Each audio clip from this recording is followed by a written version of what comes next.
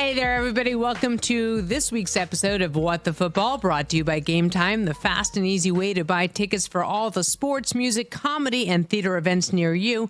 Game Time's got killer last-minute deals, all-in prices, views from your seat, so you know exactly what to expect when you arrive. Take the guesswork out of buying tickets with Game Time. Download the Game Time app, create that account, use What the Football, WTF, for $20 off of your first purchase. Restrictions apply. Visit GameTime.co for terms. Again, create that account, redeem the code WTF for $20 off. Download Game Time today. Last-minute tickets, lowest price, guaranteed. We tape this every Tuesday. As you all know, Frank Reich released from the Carolina Panthers. Fancy way of saying fired by David Tepper. On Monday, Amy Trask, another firing. Obviously, 2 weeks ago, we had Josh McDaniels, and now Frank Reich. And if I were to ask you over-under, how many more do you think we'll have this season? What would you give me? Well, wait, no, let me set the over-under. Should I do that, or do you want to just speculate? No, go. Okay, so 2 have already been terminated. I love that. We have relieved this coach of his duties. Apparently that's French for we fired him. Yeah. All right, 2 already. Will there be more than 5, do you think? Yes. Interesting. And it is interesting only in that I feel like there's such a lack of patience right now with owners, specifically newer owners, and these coaches. I mean, let's face it, Jim Harbaugh been around since the dawn of time, so I guess that wouldn't count for Frank Reich last year. But I just feel like there's so many people on the seat right now. And I hope to have a chance to talk about this with Peter, even if briefly. My theory has been that that is in part the result of the most recent CBA. And I'm not talking simply about the amendments and the modifications and the extension, but the substantive new CBA. Teams are now constrained by the cap from making certain changes they want to make at the player level, because cutting players can have just extremely significant cap consequences. There are no cap consequences when you cut a coach. Financial consequences, yes. But I've always posited that an owner who wants to make a change, and David Tepper likes to make changes, if he can't make the changes at the player level, well, you turn to the coach level and make it there. So maybe we'll get a chance to talk about that with Peter. And Peter King will join us shortly, the perfect person to pick this apart. Amy, I want to give you some numbers because I think they're kind of fascinating. This from the Charlotte Observer. Since David Tepper bought the team, and of course he owns the Charlotte FC as well, he has now fired 4 head coaches in the past 18 months between the two teams. Even further, since 2018 when he bought the team, he's had 6 head coaches, including interims. 6 head coaches, 6 in 6 years. Again, for a guy who made all this money waiting for distressed assets to rebound, there's no patience. But those aren't independently related. The fact that he made the money that you referenced, the fact that he paid roughly $2 billion for this team, relate to his ability to terminate coaches. Look, it has been reported that Matt Rule was owed roughly $40 million when he was fired. It's been reported that Frank Reich is owed roughly $30 million. Let's say those numbers are even remotely accurate, and they probably are generally accurate. That's a lot of money, absolutely unequivocally a lot of money. But now look at it on a relative basis. I'm not going to do the math while we sit here on this podcast because undoubtedly I would do it wrong. And you count on your fingers. Right, and I don't have enough fingers to count a billion. There's 9 zeros in a billion. What percentage of 11 billion is 30 million? What percentage of 2 billion is 30 million? Now look, 30 million is a lot of money, a lot of money, a lot of money. But when you are constrained from making some other changes and you believe that this is going to be the answer, when you are worth the amount of money some of these new team owners are worth, you can make these changes. You know, another thing that pointed out to me or that stuck out in my head was per ESPN Stats and Info, since the merger in 1970, because of course Reich is the first NFL head coach since the merger to be fired in back-to-back seasons. And that's not a moniker I think he's going to be proud of. That's not a T-shirt you want made up. But there have been only 6 NFL coaches who didn't finish their first season with their team, 3 in the last 3 seasons. And that's the part that I really want to talk about. We've got Frank, we've got Urban Meyer, and Nathaniel Hackett last year with the Broncos. I wonder if we're seeing a trend of these owners being impatient, not letting a team percolate with a coach. Well, it also goes to the money point. In the case of the Broncos with Nathaniel Hackett, a new ownership group that paid a lot of money for that team. With respect to David Tepper, relatively new owner, a lot of money for that team. What's interesting is that's not the background from which Tepper comes. He comes from the Steelers that are known for having among, if not the fewest head coaches over a period of time. But I don't think those two issues are unrelated, that you have people that are spending a lot of money on the team and thus may have less patience or, stated differently, more resources to be able to fire a head coach. Suzy, during my years in the league, the gap between the highest revenue club and the lowest revenue club was over $250 million annually. Now, look, I get it. Every single team makes a lot of money. The revenues to every single team are very, very, very substantial. But when you have a revenue gap between high revenue clubs and low revenue clubs that, as noted during my years, was over $250 million a year, some teams are more able to fire head coaches than others. But this seems, even with that, and again, sometimes I struggle to understand the numbers, which makes you the perfect person for me to be sitting next to. I have trouble absorbing this, like the enormity of these numbers. And, we were talking earlier, I was just saying, even with Jimbo Fisher with Texas A&M, with the amount of money that he's owed in the 70 millions. And there's just such an egregious amount of money, Amy. I guess I don't understand, and that's why I'd love you to explain. How does this work financially? I mean, you just threw out some stuff, and that's what I call your numbers stuff. I don't get it. I kind of like it. I don't get it. I mean, how does this make sense? And who the hell would want to walk in and take a job like this when there's so little security? Well, I'll tell you who would. But let you finish because I just interrupted you because you got me all excited. Go. You got me all excited. Go. There's 32 of these jobs, 32. And there's a lot more than 32 people who want these jobs. Supply and demand. There's always going to be more demand for these jobs than there is supply. Now, supply and demand works both ways. If you are the hottest coaching commodity, if you have your choice of jobs, supply and demand will work differently, because if there are a number of teams looking for coaches after this season or even before the end of the season, you can be picky and you can rule out teams you want. But if you are not in demand, you're going to take a job. There are 32 of these jobs. That's not a lot. There's more people that want them. And by the way, someone is always going to think, well, I know, but I can handle this. I know he fired Frank. I know he fired Matt. I'm going to get this right. There's a lot of confidence in the coaching world. No kidding. That's part of the job requirement when they put it out there. On Tuesday, David Tepper did speak to the media about firing his head coach. Here's what he had to say.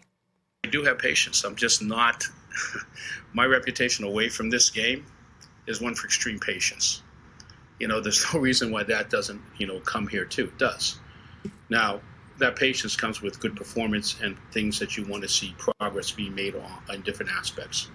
And as I said, I would like to have somebody here for 20, 30 years. I'd like to have somebody that would say eulogy at my funeral in 30 years. Okay, maybe it's 40 years, I hope. But that's what I'd like to have. Yeah, I don't think he's going to be having any of his recent head coaches there at the end of the run. Well, if you're getting $30-40 million for not working, maybe you would go. No joke. But I have to say, you brought it up earlier as a former owner of the Steelers, and again, a partial owner, from a guy who was born and bred in Pittsburgh. He's talking about having patience, but I mean, I just thought that quote was so bizarre. Yes, your reputation is about, and you know more about hedge funds than I do because of Rob, but it just seems to me that we heard him swearing coming out of the locker room, having fit. And yes, again, you're used to having an owner with a big personality. What's your perspective on this? I'm laughing when people made so much of him dropping an F-bomb coming out of the locker room. If they could have heard Al and I sitting together watching games, they would have been stunned. The the F-bomb is like the word "the" in football. At least it was where I worked. You said that it was in every sentence and it was used like the word "the." So I was not put off by his swearing. But yes, I did work for a team owner who went through quite a few head coaches. And, one head coach that Al fired, I say it, fired, not relieved of his duties, said something really, really wise to me. It was Joe Bugle, a wonderful, wonderful, wonderful man. And it was the day that Al was going to be firing him. And I talked to Joe ahead of time and told him how sorry I was and that I really I felt terribly and I wanted Joe to succeed. And I was sorry that this was happening. And Joe looked at me and said, "Al's doing the right thing, Amy." He said, "I'm a really, really, really good assistant coach. I am not a good head coach." And that was from Joe on the day that Al fired him, which Al did later in the day after that conversation. My point being, not all good assistants make good head coaches, and Joe was wise enough to realize that. And there's so many other names that are going to pop up too. And I think about I guess my head is going from assistants to coaching trees. We're talking about a lot of the Belichick coaching tree guys who have not had that much success, let's face it, right? But we're talking about the openings that are going to make themselves apparent after the season. And people are loving the gambling numbers about how many coaches, how many vacancies are they going to be? Will it be Belichick? Clearly. Ron Rivera? Will it be Brandon Staley? Will it be Eberflus? Will it be Vrabel? Bowles or Dable? That sounds like on Don or on Blitzen. I feel like that sounds like we could have a poem after this, actually. And you're the poet. We should write one. Yeah, we'll write a little poem. You know what? After all the firings, I will write a poem. I just gave you a good idea. You did. You just gave me a great idea. And you're right. We talked about how many might be gone. It may be a lot of coaches gone. And then the best candidates will have the ability to be picky and choosy, whereas those who aren't getting a lot of interest are going to take one if it's offered to them. Would you want the job with David Tepper and a 5'10" rookie quarterback coming off of his first season where he is having a really rough time? Would you want that to be your position? Tell me what my other options are. Tell me what, and I'm not trying to be coy. I'm telling you what my analysis would be. Mm-hmm. If I wanted to be a head coach, if I were working my way up through the coaching pipeline and I wanted to be a head coach, if that was my only opportunity, yeah, I would take it. See, I'd sit there thinking this coach, wait. This owner is nuts. If I'm and I'm starting to jump in, then go. But if I am a coach out there and I'm looking for my first opportunity or maybe my 6th or 7th, unless I'm Bill Belichick and I'm thinking to myself, I can fix this, but I don't. That's the thing. We're looking at two different things here. Sorry, this is how my brain's working today. Maybe if it's my first job, I'm thinking no way in hell because I'm not going to follow these two guys out the door. Maybe if I'm Belichick or Rivera, I'm thinking, God, I've got like decades of experience behind me and I can fix this. But part of me is thinking, I'm not sure that this 5'10" quarterback is who I want to be attached to. I think all of the points you raised are good ones. Do you have another opportunity? Do you want to be a head coach right now? If you are a hot assistant, or you think you are, but you only have one opportunity, do you take that opportunity now or do you wait? Because you don't know when the next opportunity will come along. What do you build into your deal with him? If he wants you as the head coach and you're a little bit skeptical or a lot skeptical, do you build in full roster control? Do you build in, any number of guardrails that you think can help you succeed? At the end of the day, I simply believe that the supply of jobs is far less than the demand. Certainly, if you have your option to go to any number of spots, that may be the last on your list. But if you don't have another choice and you want to be a head coach and you want to be a head coach now and that's your one opportunity, I think you're taking it. Here's what's going to be fascinating. And Tepper hasn't said that he's going to stick with his GM either. What's going to be fascinating is who takes this job. Is it going to be somebody who insists on shopping for the groceries and cooking? Will it be somebody who says, like, if you want me to come here and fix this, I want it all? Because you say that to a billionaire like Tepper, that type tends to be pretty controlling because they always think that they're the smartest person in the room. And then remember, and by the way, nice Bill Parcells reference with the groceries. Thank you. Remember also, that money's yours if you're fired.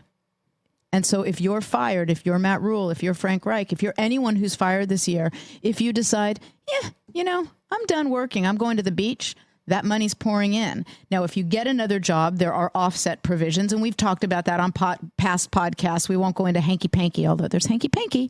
But, Suze, it's a lot of money you're earning. Even if you're not working anymore and you're not earning it, you've earned it because you're getting it. That made no sense, but you know what I'm saying.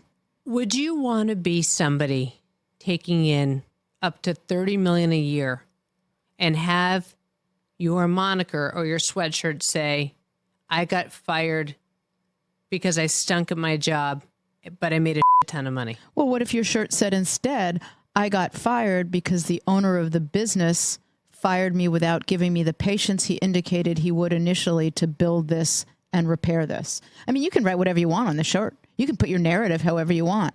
I got fired because the owner was impatient, even though he promised me patience. Also, how much is it going to piss off David Tepper to know that Frank Reich is sitting there basically fanning himself with the money that he made, flushing it down the toilet? Or does he not care at all because he has so much money? Well, I don't know if he cares or not, but I am very, very confident he factored that into his decision. You don't fire someone to whom you owe that amount of money without at least thinking, how am I going to feel about paying him that amount of money? You got to weigh that into your decision. If he had all that money, he could spend it on Game Time, Amy. I'm just saying, he could spend it on Game Time. Because before we get to Peter King, I want to tell you about Game Time. Please do. I just had to make some kind of stupid, cheesy transition like that because I always feel like... It was not stupid. It was not cheesy. It was very well done. Yeah, I know. Whatever. You know how frustrating it can be to find those tickets for the game at the concert you've been dying to see. Everyone always thinks I'm buying all these tickets. I really am because we have too many kids. Xander wants to go see Mamma Mia at the Pantages. I'm just saying, I got to go look on Game Time. So I want to tell you about this because I love the app. It's easy to navigate. You can see exactly where your seats are going to be. And that means no more showing up and you're looking at a wall or you got something in front of you and your kid can't see and they're complaining and you have to buy them more candy and it's super annoying. Because in my house, I've got kids with different tastes and allegiances to artists and teams, and it's the perfect way for me to find tickets to satisfy everybody. I love that they've got deals on the tickets. I've missed the minutes before I get there. Even after about an hour, I can still show up because no one's ready on time. They haven't fed the dogs. They've got no water. There's complaining going on.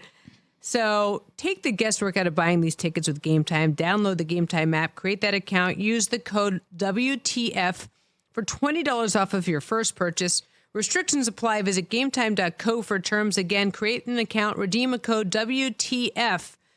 Of course, that's for What the Football for $20 off. Download Game Time today. Last minute tickets, lowest price guaranteed. And Peter King, as promised, joins us here on What the Football. Peter, Amy and I are just busy talking about the news out of Carolina. What are your thoughts on the firing? Oh, yeah, I'm not too impressed with David Tepper. He's owned the team for 5 years now. And in the last 48 months, he's had 3 head coaches and now 3 interim coaches. And if that weren't bad enough, he owns the pro soccer team in Charlotte, and he's fired the coach each of the first 2 years. I believe there's a pattern developing. And I mean, truly, what's crazy about this, absolutely crazy, is that David Tepper, for 9 years prior to buying the Panthers, owned 5% of the Pittsburgh Steelers. He was a huge Steeler fan and probably still is, but he's a huge Steeler fan. Are you telling me that the franchise that has had 3 coaches in 50 years, that something didn't rub off on him? I think it's insane what he's doing. I just do. I think it's, I think he's making some huge mistakes. And look, maybe Frank Reich is not the guy. Okay, that's fine.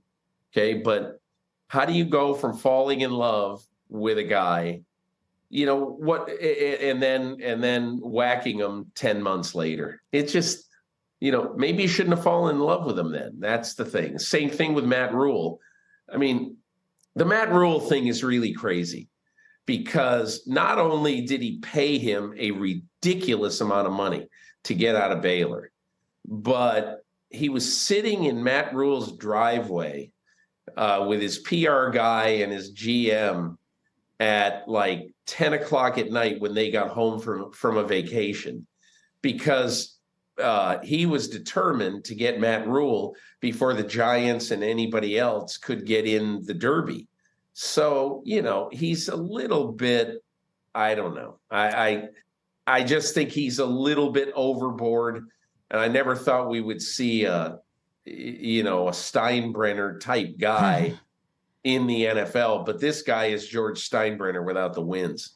Peter, is it your sense or understanding that he is listening perhaps to the wrong people, that he has the wrong people in his ear, or that he's not listening to anyone, that he's not listening to the right people? Is he getting any input, or is he making these decisions absolutely on his own?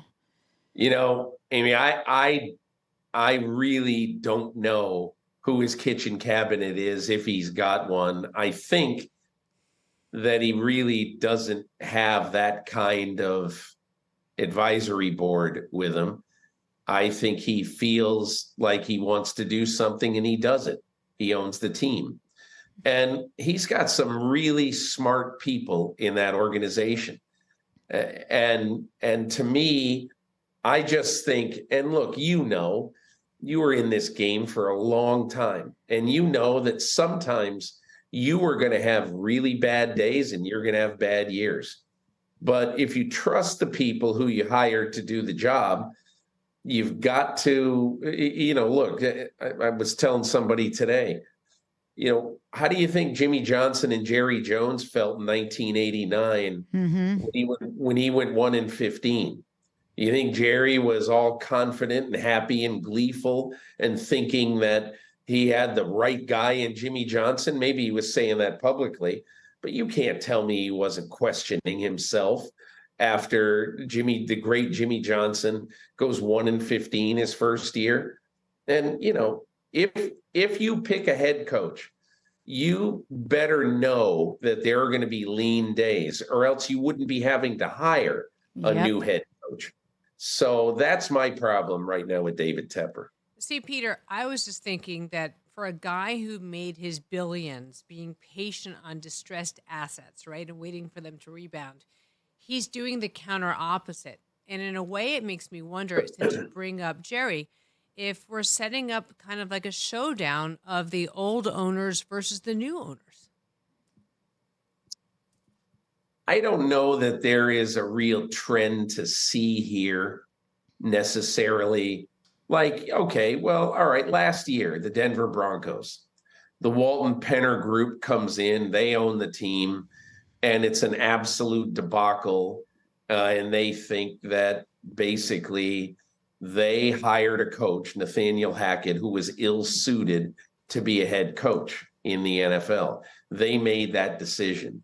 And so they went out and fired him and hired Sean Payton. There's a reason why you pay Sean Payton $19 or $20 million a year. And the reason is because he's got a resume where he succeeded. And his team gives up 70 points in the third game. And I asked a few questions early in the season. How's it going? Oh, it's fine. It'll take a while. Sean's going to have to make a couple of moves probably, and then whatever. And so, the moves he made, the two moves he made is he basically fired two veteran defensive players who weren't giving him what he wanted. And so after he did that, all of a sudden, morale improved seemingly, and things started to go, on the up and up. Here's my problem, really, my biggest problem with Carolina is that I think, look, I've covered the league for a long time, and I think the biggest mistake that teams make is being impatient with young quarterbacks.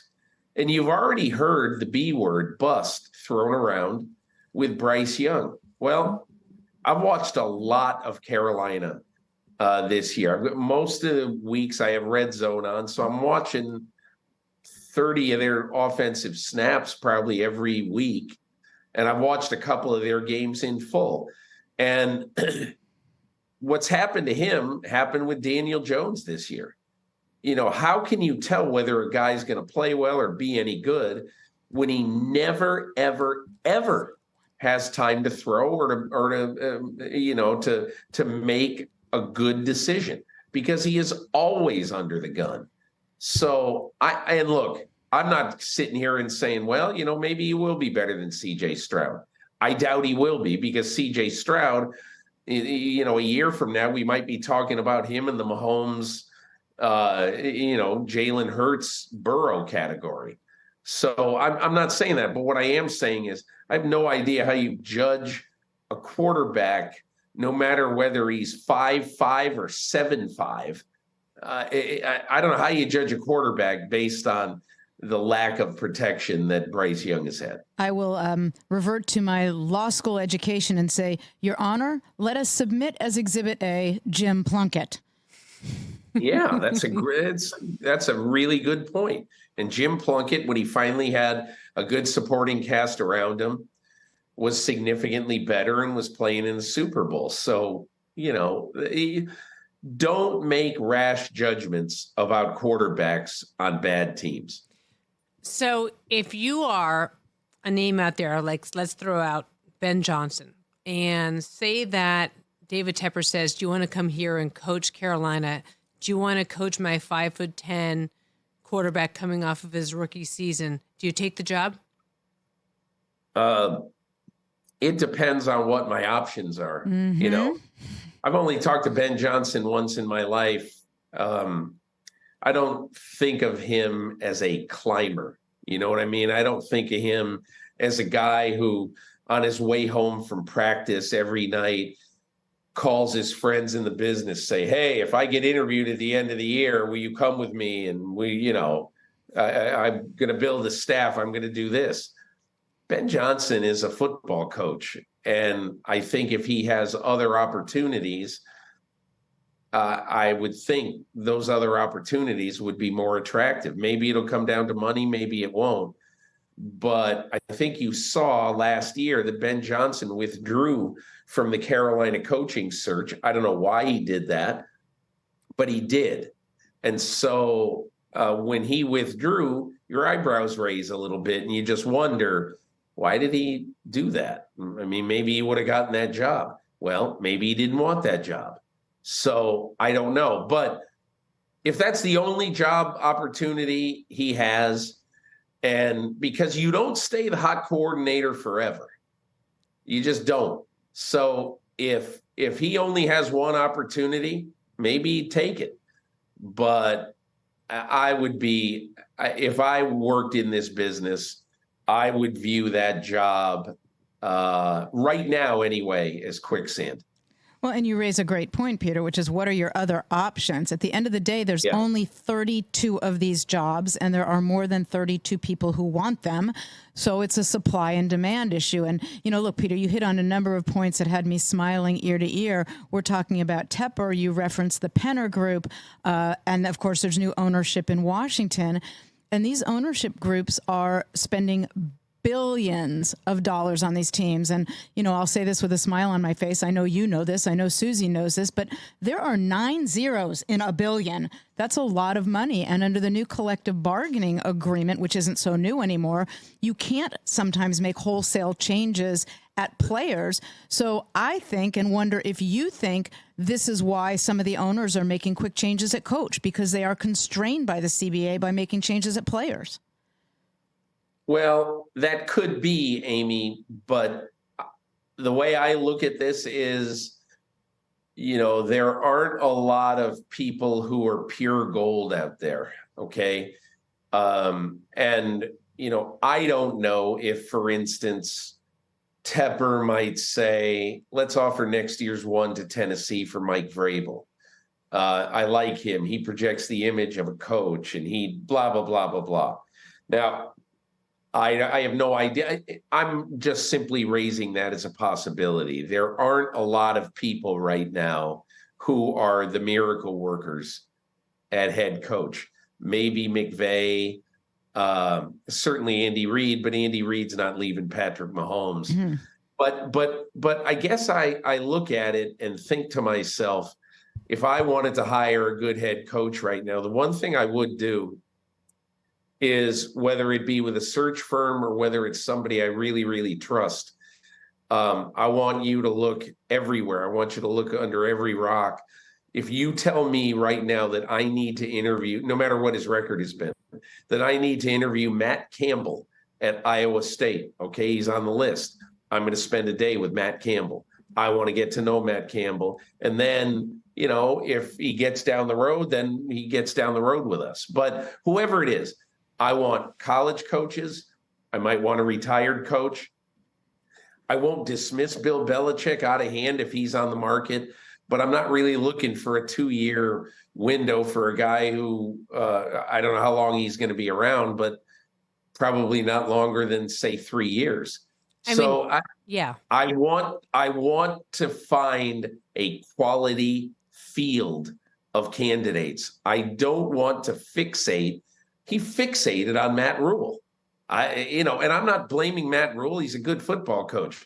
I don't know how the Frank Reich thing happened, but if you have so little belief in a coach that you'd fire him after 10 months on a 5-year contract, get out of here. Really, it's a joke. I know we don't have much time with you, but let's talk about the other names you're hearing floating around out there for coaches that'll be available next year. Who are the big names?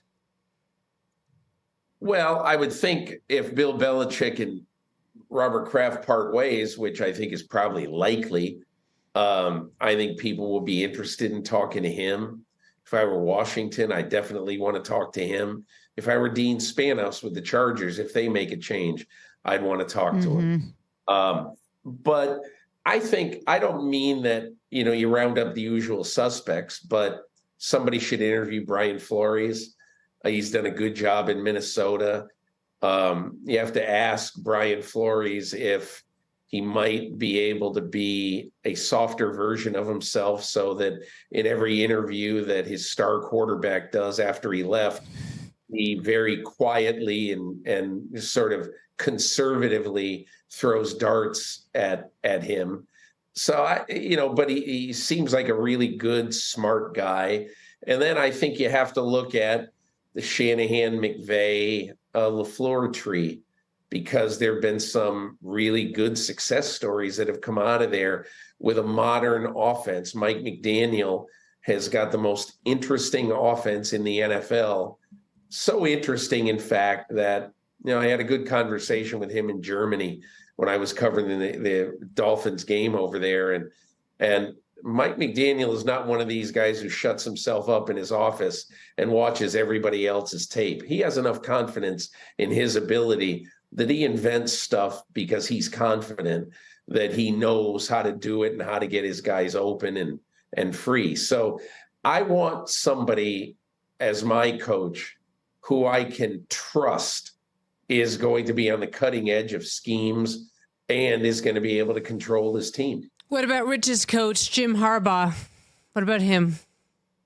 I mean, Suzy, I'm not the biggest Harbaugh guy. I just, he left a trail in San Francisco. Whatever they might say now, I know they were glad that he left. And so he's hard to work with. But he's got a success story almost everywhere he goes. So I don't dismiss him, but I do think that he's definitely an acquired taste. And you better have patience, and you better be willing to grit your teeth sometimes and walk away. Peter, thanks again for your time. As always, we love having you on What the Football. Peter, thank you. Hey, you're welcome. Really, you're welcome, guys. Great to be on with you. Thank you for joining us. Thanks very much, Peter. One name that he didn't mention, Amy, was Jon Gruden's name. And his name has been back in the media recently as connected to Indiana University. And I know you've got some strong feelings on that. I do, but I will note with respect to the dangling of his name in the Indiana University context, it has now been reported by some that was simply an effort by those in his circle to get his name back into the mix, and that it really isn't something being considered by the university.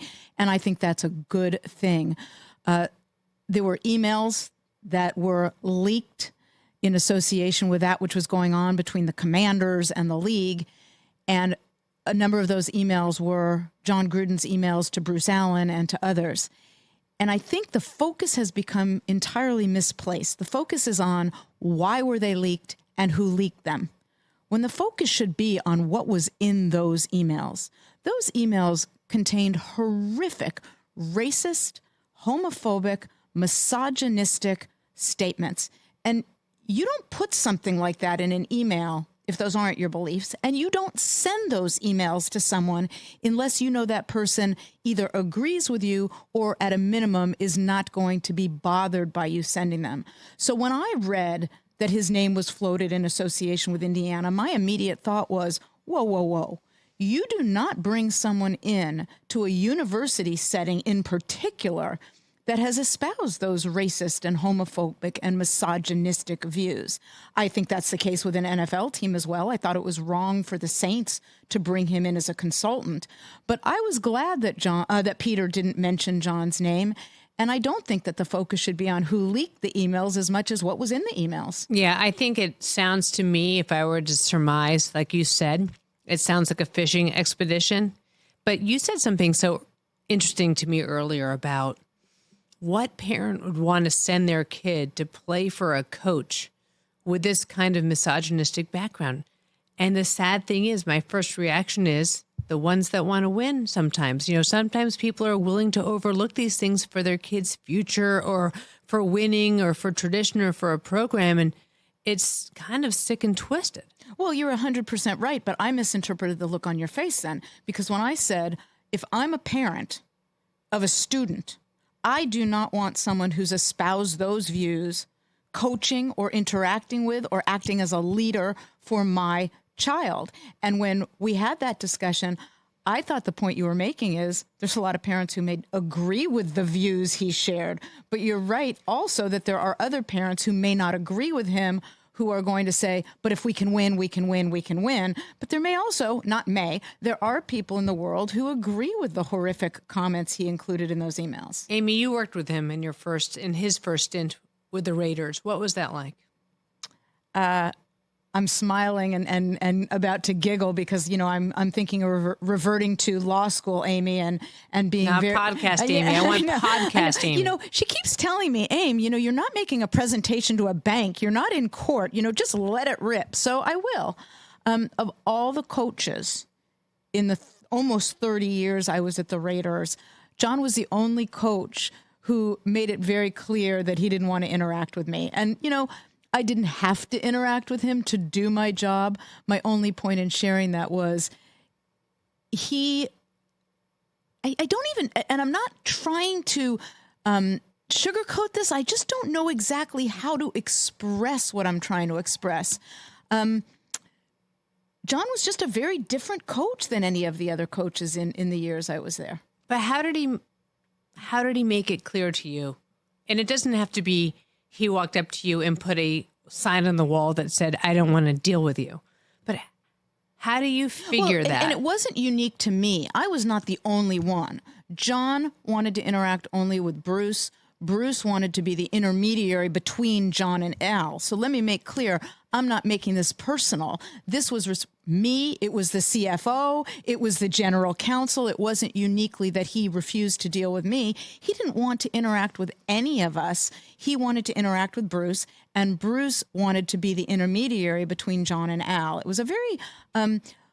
It's not the way I believe a business should run. I believe the four most important words in business, and I know I've said them before, and I'm going to keep saying them: communicate, cooperate, collaborate, coordinate. And that's not the leadership style he or Bruce showed. So what was your reaction when you saw the content of those emails? Were you at all surprised? No. What were your thoughts when you saw them? Well, they're horrific. I wasn't surprised, but I wasn't surprised that he sent them. I also wasn't surprised to whom he addressed them. Again, you don't send emails like that if you're not comfortable interacting with the person to whom you're sending them as to topics like that. I'm just curious. By the way, I'll share with you something I've never shared with anyone else. I bet if you went through that whole treasure trove of emails, there's some in there about me too. A good sized complaint. Maybe. What was Al's reaction when he was being so strange with you? Because as we all know, you were Al's consigliere. Well, again, I want to make clear it wasn't just with me. He wouldn't interact with our CFO, certainly with our general counsel. Al saw all this, but, Al was a lot more patient of different personality styles than many people would believe he would be. Jon was a good coach. Jon was good at X's and O's. He's not a personnel guy. He's not a talent evaluator, but he was good at X's and O's. But ultimately, Al decided to trade him. So fascinating. See, we started this podcast with patience. We're ending it with patience. We started with lack thereof, and we ended with a lot of patience. Okay. I brought that full circle. You did. You did that well. You did that very well. That's why they pay me the big bucks, but not the Frank Reich big bucks. Someday, all I want in life is for somebody to pay me just boatloads of money to not be good at something. Well, now, that's well put. Or to not do anything. Yeah. Now, here's, and I'm going to talk finance a little bit because now we're in my happy spot. Okay. When a team terminates a coach, that's a fancy way of saying fires. I love when they, we've relieved this coach of his duties. What you're really saying is you fired the coach. You owe him money remaining on the contract, unless that coach is hired by someone else, and then there's offset rules. But remember one thing, and we talked about this with Peter, the new owners are paying billions, with a B, of dollars for these teams. And while 30 million, 40 million is a lot of money in and of itself, think of it on a relative scale. Ugh, my head is spinning. That's just too many numbers and too many B's. Thank you all for taking in this edition of What the Football. We will see you here each and every Tuesday. Thanks for taking it in. Have a great, great week.